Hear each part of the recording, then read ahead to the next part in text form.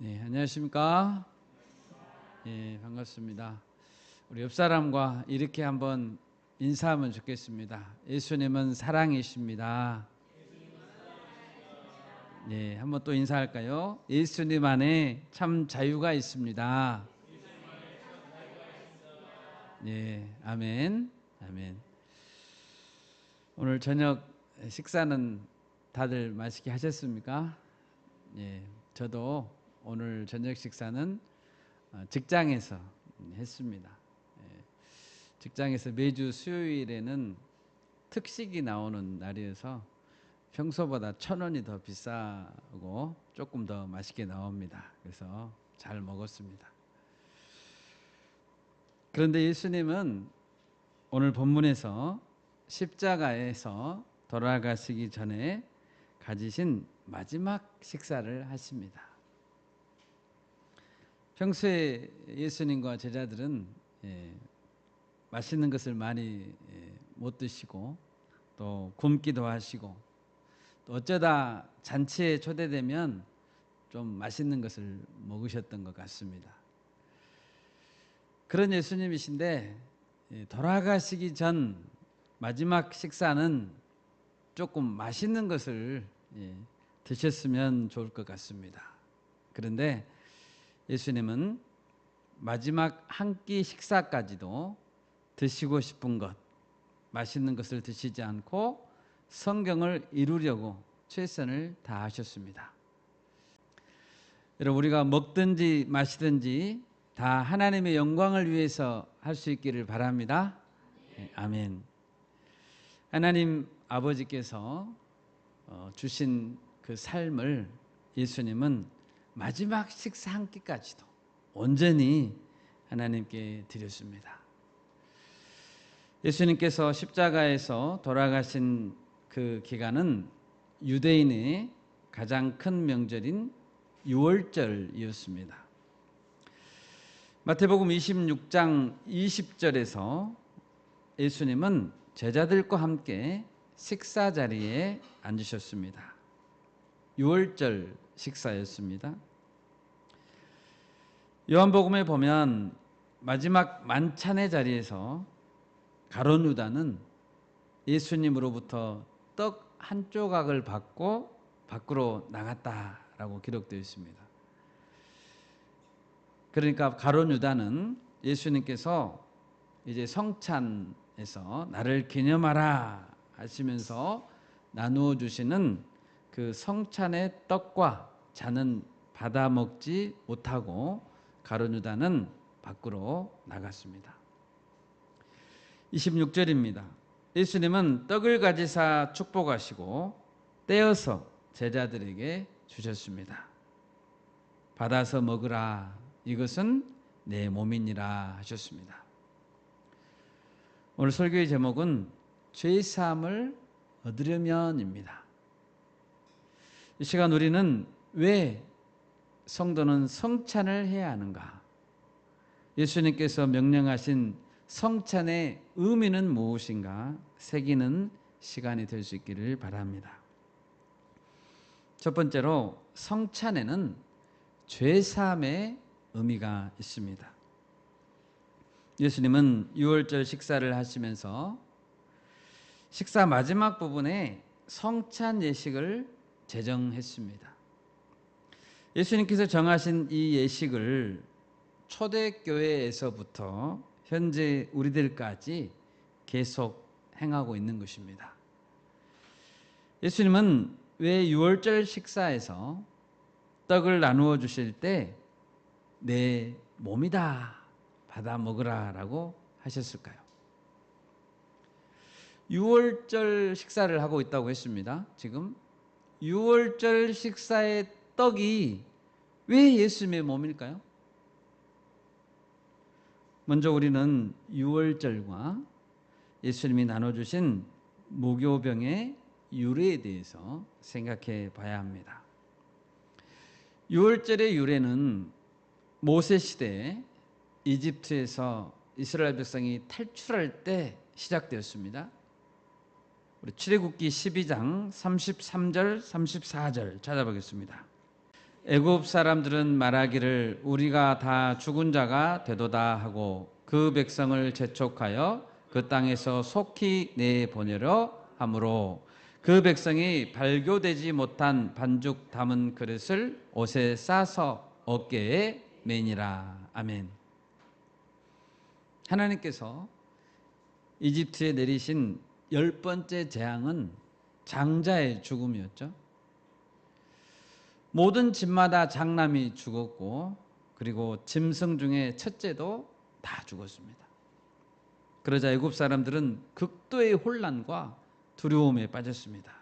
그리고 이스라엘 백성들을 재촉해서 쫓아내려고 했습니다.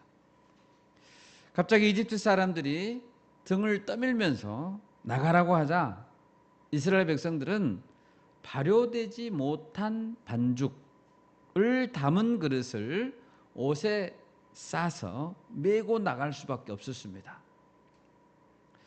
출애굽기 12장 39절도 한번 읽겠습니다. 출애굽기 12장 39절입니다.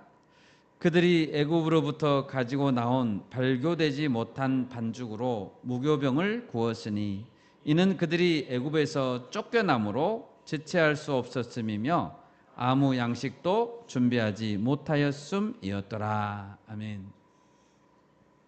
하나님께서는 이후로 매년 첫째 달에 유월절을 기념하라 라고 하시면서 이때는 누룩을 넣지 않는 빵을 먹으라고 했습니다. 누룩을 넣지 않는 빵을 한자로 무교병이라고 합니다. 그들은 일주일 내내 무교병을 먹었습니다. 그래서 유월절 식사 후에 한 주간을 무교절이라고 합니다. 유월절은 맨 처음 첫날 하루이고 무교절은 이어지는 일주일 기간입니다. 연이어서 있기 때문에 유월절과 무교절은 혼용해서 사용되고 있습니다. 우리 신명기 16장 1절에서 3절도 같이 읽어보겠습니다. 아비보를 지켜 내 하나님 여호와께 유월절을 행하라. 이는 아비볼에 내 하나님 여호와께서 밤에 너를 애굽에서 인도하여 내셨음이라. 여호와께서 자기의 이름을 두시려고 택하신 곳에서 소와 양으로 네 하나님 여호와께 유월절 제사를 드리되 유교병을 그것과 함께 먹지 말고 이래 동안은 무교병 곧 고난의 떡을 그것과 함께 먹으라. 이는 내가 애굽 땅에서 급히 나왔음이니 이같이 행하여 내 평생에 항상 내가 애굽 땅에서 나온 날을 기억할 것이니라. 아멘. 유월절 저녁 때는 양고기를 먹는데 뼈를 꺾지 말고 먹으라고 했습니다. 그리고 빵을 만들어 먹을 때는 누룩을 넣지 말고 만들어 먹으라고 했습니다. 누룩을 넣지 않았기 때문에 맛이 없고 또 딱딱한 그런 빵이었습니다. 일주일 내내 이 맛없는 빵을 먹으면서 그들은 유월절에 고난을 새겼습니다. 아마 어린 아이들이 엄마에게 물어봤을 것 같아요. 왜 이렇게 맛없는 빵을 일주일 내내 해주는 거야? 그러면 어머니는 유월절의 유래에 대해서 생생하게 이야기해 주었을 것 같습니다. 이 무교병의 별명이 고난의 떡입니다. 심지어 그들은 맛없는 빵을 먹는 것도 모자라서 쓴 나물을 먹어라 라는 명령에 따라서 나물도 쓴 나물을 먹었습니다. 그만큼 고난을 생각하라는 뜻이었습니다. 이처럼 출애굽과 유월절은 하나님께서 어떻게 자기 백성을 구원하시는가 미리 보여주셨는데 예수님은 이런 유월절의 실체이시고 완성자가 되셨습니다. 또한 오늘 본문에서 보면 성찬의 잔은 언약의 피라라고 말씀하셨습니다. 27절을 보십시오. 예수님은 잔을 가지사 그들에게 주시면서 말씀했습니다. 우리 다 같이 본문 28절을 우리 한 목소리로 읽겠습니다. 본문 28절입니다. 이것은 죄 사함을 얻게 하려고 많은 사람을 위하여 흘리는 바 나의 피 곧 언약의 피니라. 아멘. 누가복음에서는 예수님께서 자신의 피로 새 언약을 맺으셨다라고 했습니다. 새 언약이라는 단어를 사용하셨습니다. 누가복음 22장 19절 20절 찾아보겠습니다. 또 떡을 가져 감사기도 하시고 떼어 그들에게 주시며 이르시되 이것은 너희를 위하여 주는 내 몸이라 너희가 이를 행하여 나를 기념하라 하시고 저녁 먹은 후에 잔도 그와 같이 하여 이르시되 이 잔은 내 피로 세우는 새 언약이니 곧 너희를 위하여 붓는 것이라. 아멘. 우리는 여기에서 언약이라는 단어에 대해서 생각해 봐야 됩니다. 예수님께서 새 언약이라고 하셨잖아요. 언약은 쌍방간에 맺는 약속입니다. 이 언약에는 보통 꼭 이 약속을 지키겠다는 맹세가 포함됩니다. 하나님께서는 창세기에서 사람을 창조하신 이후에 자신의 백성들과 언약을 맺었습니다. 가장 먼저 아담과 맺으셨고 아담 이후에 노아, 아브라함, 모세, 다윗과 언약을 맺었습니다. 그렇지만 아담으로부터 시작해서 매번 그 언약을 먼저 깨트려 버린 쪽은 인간들이었습니다. 그럼에도 불구하고 하나님은 자기 백성을 포기하지 않았습니다. 매번 이어지는 언약을 체결하실 때마다 아담으로부터 시작해서 노아, 아브라함, 모세, 다윗 이렇게 언약을 체결하실 때마다 점점 그 언약은 구체화되었고 마지막에 있을 최종 언약에 다가가시며 점점 완성도가 높아졌습니다. 사실 예수님이 말씀하신 새 언약 이전의 언약들, 그러니까 옛 언약들이죠. 예수님이 말씀하신 새 언약 이전의 언약들은 전부 옛 언약입니다. 옛 언약들은 결국에 완성될 새 언약의 그림자이고 모형이었습니다. 하나님께서 창세기 3장 15절에서 이렇게 최초의 복음을 말씀하셨죠. 내가 너로 여자와 원수가 되게 하고 네 후손도 여자의 후손과 원수가 되게 하리니 여자의 후손은 네 머리를 상하게 할 것이요 너는 그의 발꿈치를 상하게 할 것이니라 하시고 예수님은 십자가와 부활로 사탄의 머리를 박살내시고 창세기 3장 15절에 하나님께서 약속하신 것들을 다 성취했습니다. 하나님과의 언약을 지킴에 있어서 사람들이 거듭 실패했던 자리마다 예수님은 모든 실패를 바로잡으셨고 모든 단계에서 다 회복하셨고 완성하셨습니다. 예수님은 언약의 성취자이십니다. 아멘. 그리고 최종적으로 십자가에서 이렇게 외치셨죠? 다 이루었다. 그러므로 예수님께서 지금 최후의 만찬에서 성찬을 통해서 제자들에게 말씀하시는 것은 바로 자신이 최후의 언약의 완성자임을 선포하고 있는 것입니다. 하나님은 이제 예수님을 통해 새 언약을 체결하십니다. 이 예수님이 맺은 새 언약 이후로 하나님과 인간이 맺은 언약은 더 이상 없습니다. 그러므로 이 예수님의 언약, 새 언약은 마지막 언약이고 그리고 영원한 언약입니다. 여러분, 고대 언약에는 반드시 피 흘림이 있어야 했습니다. 언약을 맺으려면 피를 흘려야 돼요. 하나님께서 아브라함과 언약을 맺을 때 가운데 짐승의 사체를 놓고 언약을 맺었습니다. 짐승의 피가 흘렸죠. 이제 하나님께서 자신의 백성과 최종 언약을 맺으실 때 언약의 중보자는 예수님이십니다. 예수님이 가운데에서 어린 양이 되어서 피를 흘려야 되는 것입니다. 예수님의 피가 하나님과 우리 사이에 새 언약을 가능하게 했음을 믿습니다. 아멘. 피 흘림이 없이는 언약이 안 되는 거예요. 죄사함이 없는 것입니다. 또 오늘 본문에 보면 새 언약의 효력은 완전한 죄 용서라는 것을 알 수 있습니다.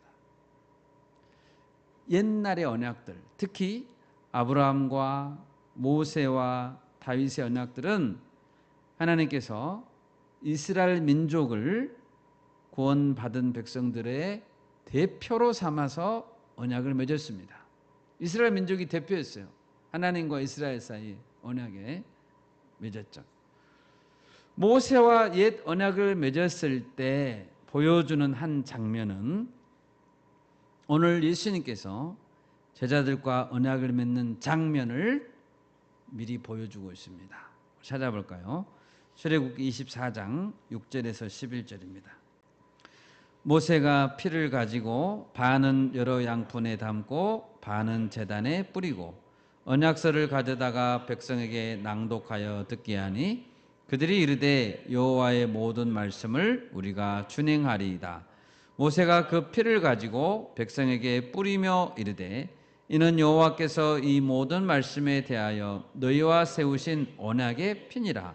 모세와 아론과 나답과 아비후와 이스라엘 장로 70인이 올라가서 이스라엘의 하나님을 보니 그의 발 아래에는 청옥을 편 듯하고 하늘같이 청명하더라. 하나님이 이스라엘 자손들의 존귀한 자들에게 손을 대지 아니하셨고 그들은 하나님을 뵙고 먹고 마셨더라. 아멘. 이것은 시내산에서 있었던 장면입니다. 모세는 중보자가 돼서 하나님과 백성들 사이에 중보자가 돼서 언약을 맺었습니다. 이때도 피가 필요했죠. 피를 뿌렸습니다. 물론 모세의 피가 아니고 짐승의 피였겠죠. 언약식을 맺은 후에 백성의 대표자들은 하나님 앞에서 먹고 마셨다라고 했습니다. 천국을 경험했을 것 같습니다. 바로 이 시내산 장면이 본문에 나오는 예수님의 최후의 만찬에서 완성된 것입니다. 예수님과 제자들은 함께 즐거워하면서 떡을 먹고 언약의 잔을 마셨습니다. 이제 예수님이 맺으신 새 언약은 이전의 언약들과 달리 마음판에 새겨질 것이고 완전한 죄 용서를 가져다 줄 것입니다. 여러분, 우리도 장차 천국에서 예수님과 천국 잔치에 참여하게 될 것을 믿습니다. 아멘. 여러분, 우리가 예수님을 믿고 구원을 얻는 이유는 바로 이 새 언약 때문입니다. 이 새 언약은 예수님을 구원자로 믿는 사람이라면 누구나 구원을 얻을 수 있다는 근거가 되는 것입니다. 새 언약은 믿는 자들이라면 누구나 하나님과 맺게 되는 언약을 가리킵니다. 믿는 자들은 그래서 영적 이스라엘 백성이 되는 것이고 하나님의 자녀가 되는 것입니다. 우리는 예수님께 제정하신 이 성찬에 참여함으로 이 예수님을 믿음으로 받아들이고 복음을 온몸에 새기게 되는 것입니다. 정리해 볼까요? 예수님은 유월절에 죽으신 어린 양이십니다. 유월절 양은 뼈가 꺾이지 않아야 되는데 예수님도 실제로 십자가에 돌아가실 때 뼈가 꺾이지 않았습니다. 예수님의 몸은 무교절에 먹는 무교병을 상징합니다. 예수님의 성찬식 때 고난의 떡, 무교병을 나눠주시면서 내 몸이다 라고 말씀하셨습니다. 무교병은 예수님의 찢기신 몸을 상징합니다.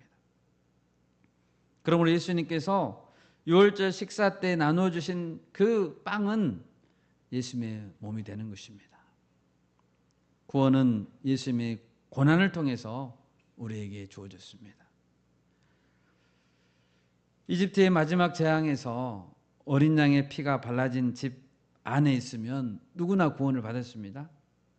그랬듯이 예수님을 믿는 자는 누구나 구원받을 수 있음을 믿습니다. 아멘. 예수님의 피는 언약을 완성하는 피이고 죄사함의 피이고 완전한 구원을 상징하는 것입니다. 우리를 위해 피 흘려주신 예수님을 찬양합니다. 아멘. 크게 두 번째로 오늘 본문에서 성도는 예수님을 기념하여 성찬에 계속 참여해야 된다는 것을 알 수 있습니다. 예수님은 떡을 가지사 축복하시면서 말씀했습니다. 받아서 먹으라. 이것은 내 몸이니라. 여기서 먹으라는 것은 명령이죠. 명령입니다. 앞에 있는 제자들 중에서는 예수님의 이 명령을 다 순종해야 됩니다. 거부하면 안 됩니다. 예수님이 나눠주신 떡을 먹어야 합니다. 그래서 여기서 먹으라라고 했을 때 단지 그날 성찬식에서 나누어주는 떡이나 잔을 먹으라는 것만을 의미하지는 않고 예수님의 살과 피를 계속해서 먹고 마시라는 의미가 있습니다.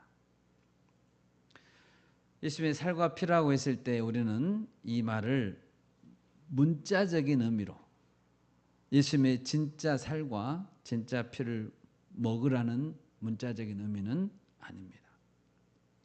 우리 요한복음 6장을 찾아보겠습니다. 요한복음 6장 53절에서 58절입니다. 예수께서 이르시되 내가 진실로 진실로 너희에게 이르노니 인자의 살을 먹지 아니하고 인자의 피를 마시지 아니하면 너희 속에 생명이 없느니라. 내 살을 먹고 내 피를 마시는 자는 영생을 가졌고 마지막 날에 내가 그를 다시 살리리니 내 살은 참된 양식이요 내 피는 참된 음료로다.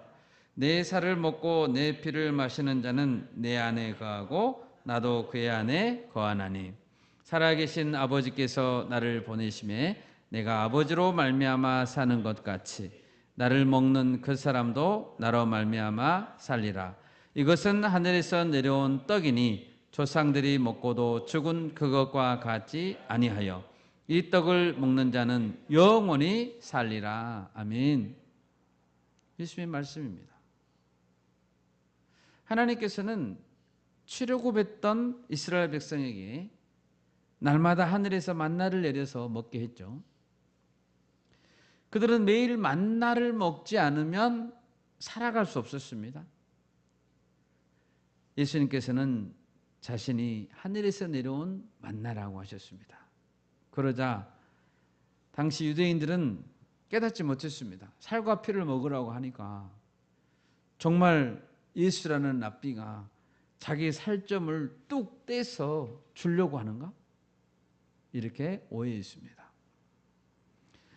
그런데 예수님께서 자기 살과 피를 주겠다는 것은 십자가에서 살이 찢기고 피를 쏟을 것이라는 의미였습니다.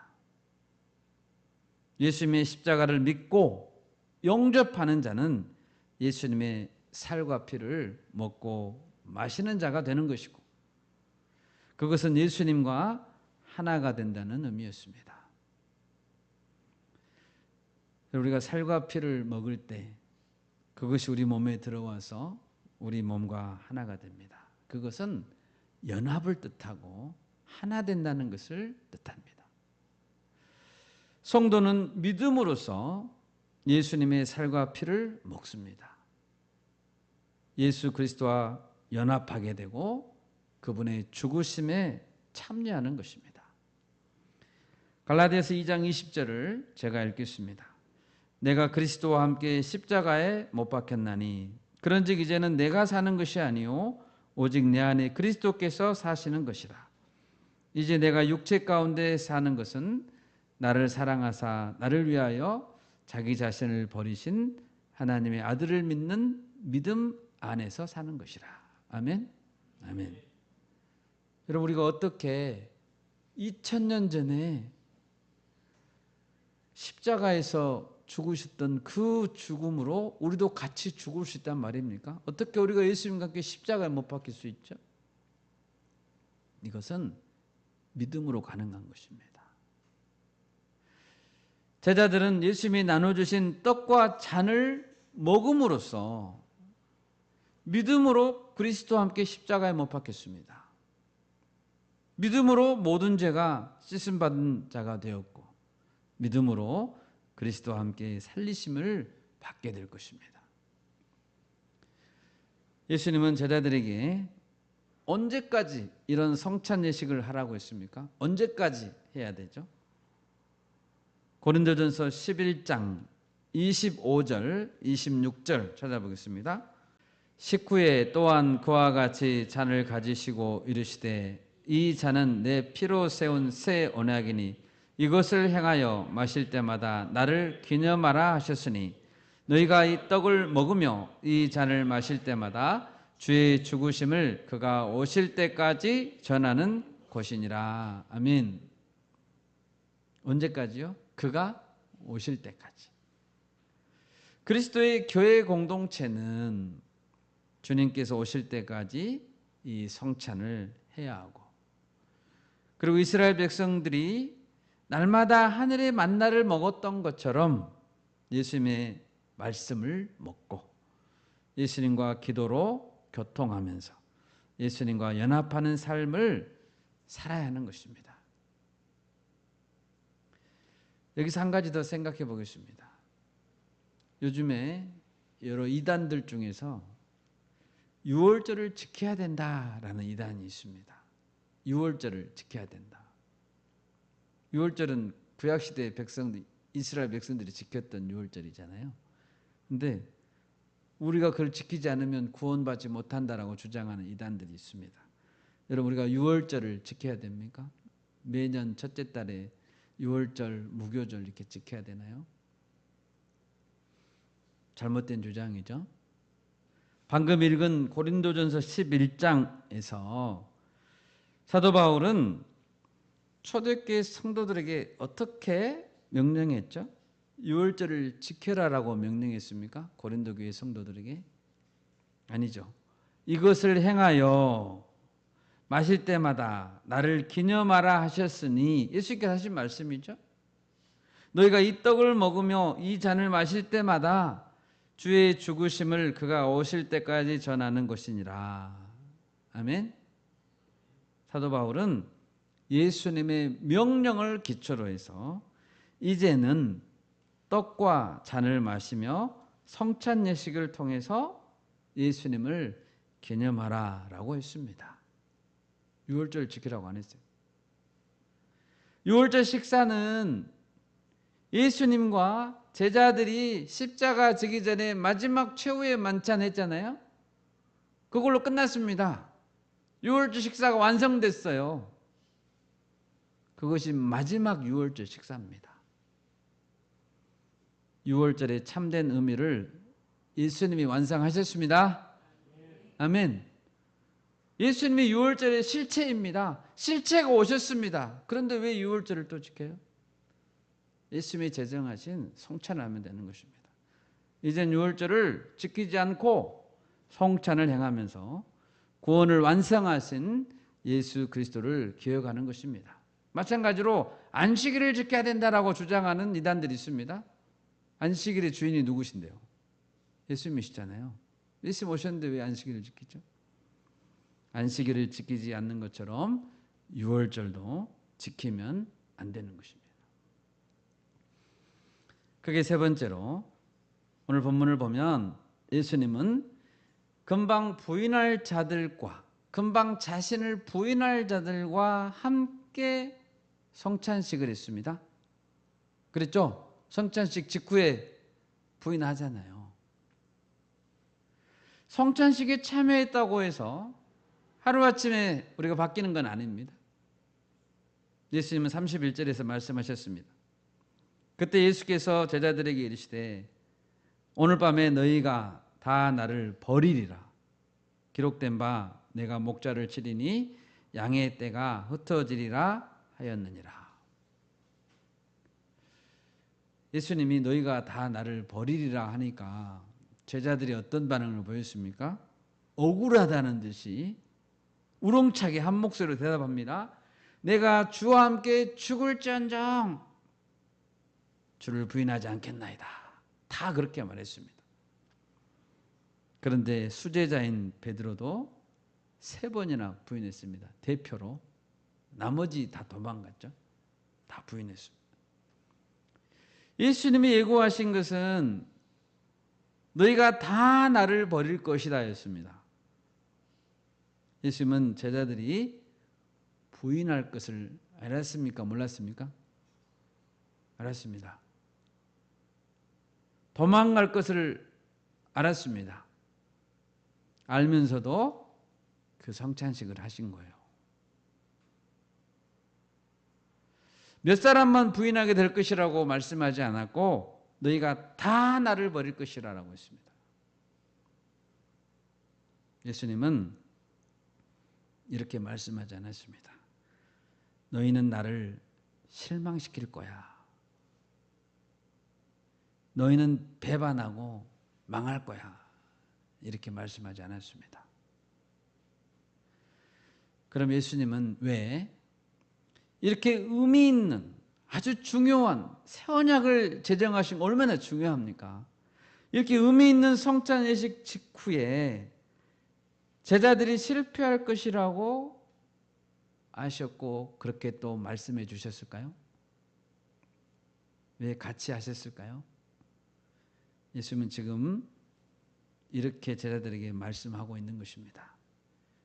너희가 나를 부인할 것을 알지만 너희를 위해 너희에게 내 살과 내 피를 주겠다라고 말씀하시는 것입니다. 장차 변화될 너희를 난 믿는다. 지금은 부인하지만 나는 너희를 끝까지 사랑한다 라고 말씀하시는 것입니다. 여러분, 우리는 자주 실패하고 자주 넘어집니다. 그러나 계속해서 성찬에 우리는 참여해야 하고 계속 주님과 연합해야 합니다. 믿으십니까? 아멘. 우리는 조금씩 변화되어야 합니다. 당연히 계속되는 결단도 해야 되고 조금씩 변화되어야 합니다. 절대로 하면 안 되는 것은 포기하는 것입니다. 뒤로 물러서는 것입니다. 우리는 그래서는 안 됩니다. 앞으로 조금이라도 전진하는 매일매일이 돼야 하는 것입니다. 실제로 3번이나 부인했던 베드로는 나중에 어떻게 달라졌습니까? 예수님은 부활하신 후에 베드로를 찾아오셔서 말씀했습니다. 우리 다 같이 요한복음 21장 18, 19절 찾아보겠습니다. 같이 읽습니다. 내가 진실로 네게 이르노니 네가 젊어서는 스스로 띠띠고 원하는 곳으로 다녔거니와 늙어서는 네 팔을 벌리리니 남이 네게 띠띠우고 원하지 아니하는 곳으로 데려가리라. 이 말씀을 하심은 베드로가 어떠한 죽음으로 하나님께 영광을 돌릴 것을 가리키심이로라. 이 말씀을 하시고 베드로에게 이르시되 나를 따르라 하시니. 아멘. 베드로 실패했죠. 3번이나 부인하고. 그런데 주님은 다시 오셨습니다. 베드로는 나중에 충성된 일꾼으로서 그리고 군사로서 담대하게 죽음을 맞이하게 될 것입니다. 지금 당장은 그렇게 하지 못하고 부인하고 연약한 모습을 보였지만 나중에는 절대로 예수님을 부인하지 않게 될 것입니다. 용기 있는 자리까지 베드로는 나아갈 것입니다. 예수님께서 부인할 것을 알고도 떡과 잔을 주셨기 때문에, 예수님 알고도 주셨잖아요. 그렇기 때문에 베드로는 그 사랑에 의지해서 다시 일어설 수 있는 것입니다. 여러분, 예수님이 우리 연약해서 넘어질 줄 아시지만 자신의 살과 피를 주셨음을 믿습니다. 아멘. 말씀을 맺겠습니다. 우리는 세례를 통해서 언약 백성이 되었다는 것을 공중 앞에 공표하고, 그리고 성찬을 통해서 계속해서 언약 백성 안에 있다는 것을 확인하는 것입니다.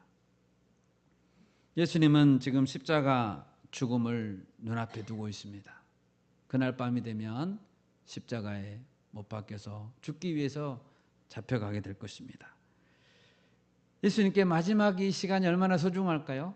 1분 1초가 얼마나 소중할까요?